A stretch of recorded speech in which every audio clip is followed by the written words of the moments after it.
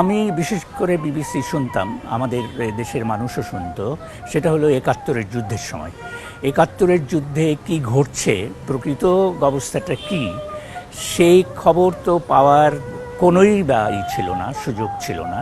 একটা দূরের থেকে দেখা, বস্তুগত অবস্থান থেকে দেখা এবং অনেকটা নিষ্পৃহভাবে দেখা, সেইটা আমরা বিবিসির কাছ থেকে শুনতাম।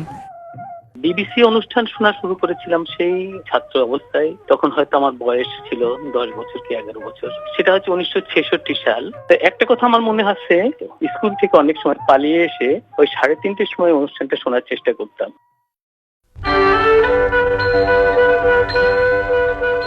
লন্ডন থেকে ভারতের বাংলাভাষী শ্রোতাদের অভিবাদন জানাচ্ছি। এখন আপনাদের উদ্দেশ্যে আমাদের নিবেদন বিচিত্রা, পরিবেশন রেখা দেবী।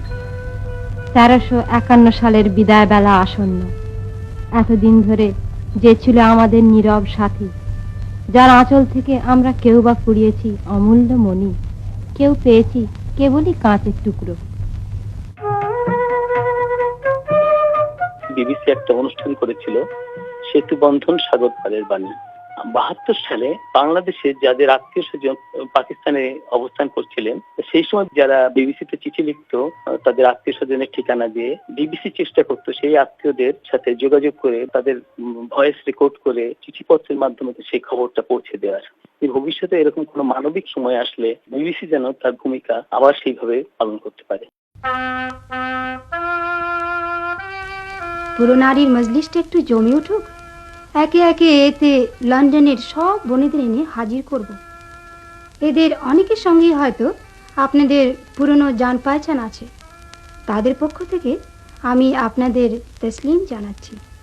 ও, আমার নাম বলা হয়নি, আমাকে সবাই প্যারি আপা বলে।